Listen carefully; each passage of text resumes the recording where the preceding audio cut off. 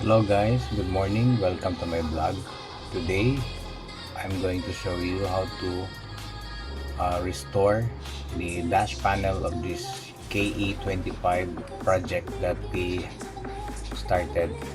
This is how it looks like before sa restoration.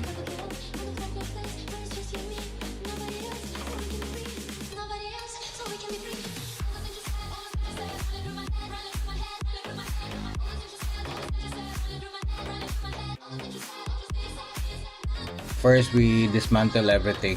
Then we took out the plastic cover of the panel. We polish it slowly just to get all the scratches. No more scratches. We did that to all three covers. Looks nice now.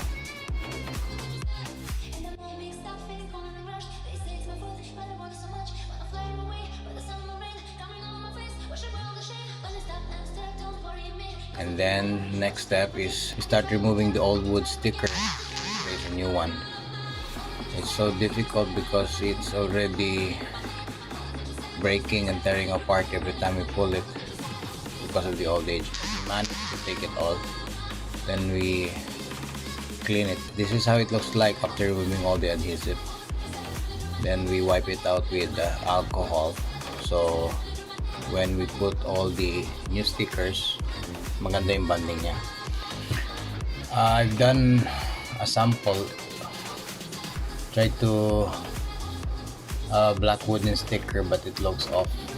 So I will replace it with the original wooden sticker para orig talaga siya. This part is the process where we install the wooden sticker to our clean panels.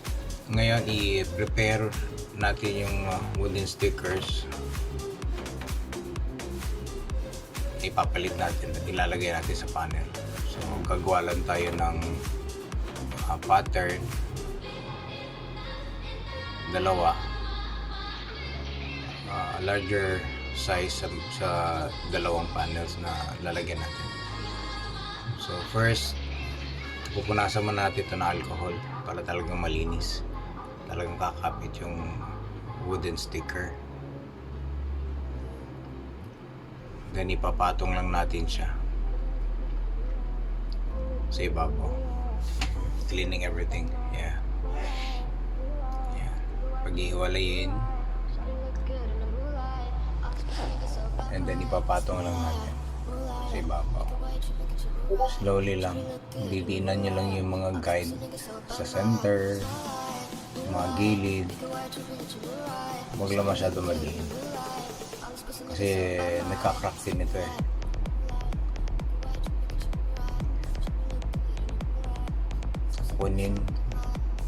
Kukunin mo lahat ng edges by cutting it slowly para mabuo lang yung pinaka part niya.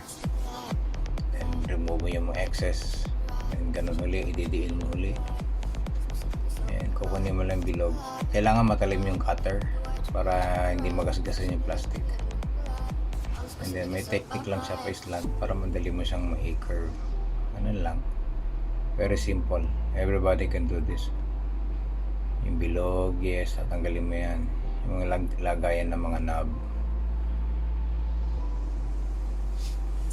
Then after that, i-heat gun para mag-shrink fit siya sa lahat ng sides at saka sa gilid para talaga siyang kapit na kapit. Kakat niya lang yung mga sobra. Kailangan nyo talagang sasobrahan para pag nag-final cutting kayo, fit na fit siya. Tandaanin nyo lang para makuha nyo talaga yung tamang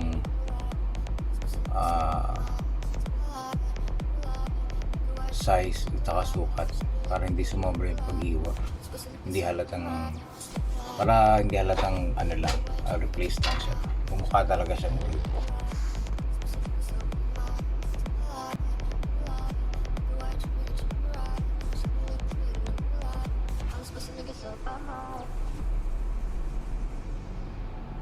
gawin nyo rin sa lahat ng ibang sides.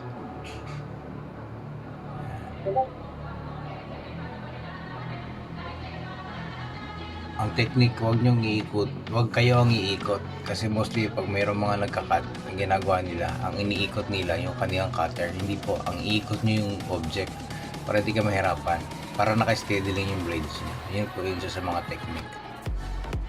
Kita nyo, ang umiikot sa akin yung object, yung panel lang umiikot, para mas maganda, kontrolado nyo siya ba.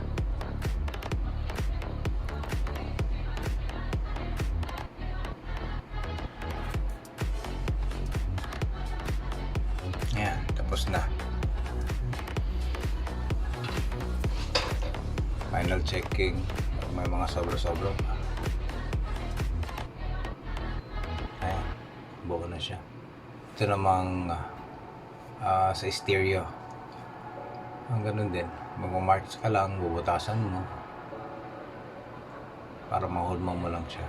And then you go from that guide, doon ka lang mag-isimula. Kasi nakikita niyo yung sticker yung iniikot ko pag kinakat siya para makontrol nyo lang. Tanggalin na rin yung mga knob, punasan, na alcohol pa rin.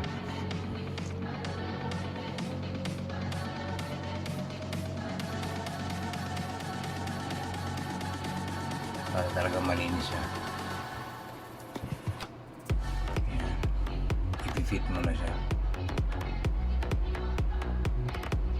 Ito, hanggat hindi mo siya nai-hit gun, hindi talaga siya kakapit. So pwede mo pa siyang tanggalin pag nagkamali ka ng dikit. Pwede mo pa siyang i-adjust.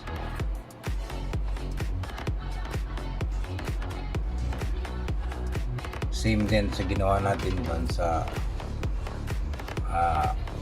gauge panel. Dito sa stereo naman na side, ganun din. Puhulmahin nyo yung gilid, cut them out. Ayan.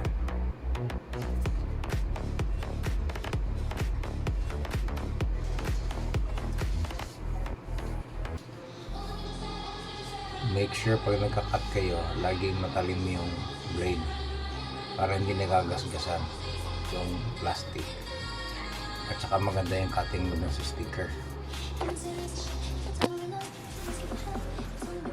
Gaangan mo lang ang pag-cut para hindi bumako masyado sa plastic.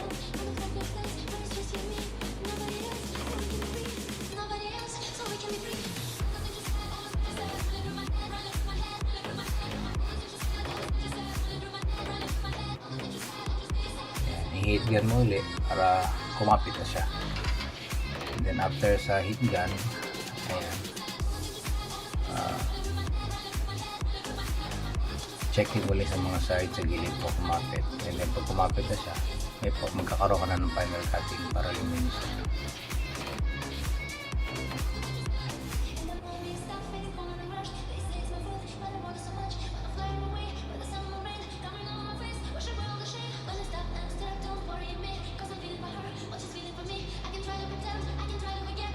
Same pa rin ginagawa ko, iniikot ko yung object. Ayan, para mas makontrol mo yung bilog. Heat gun ulit para final checking, didiinan, punasan.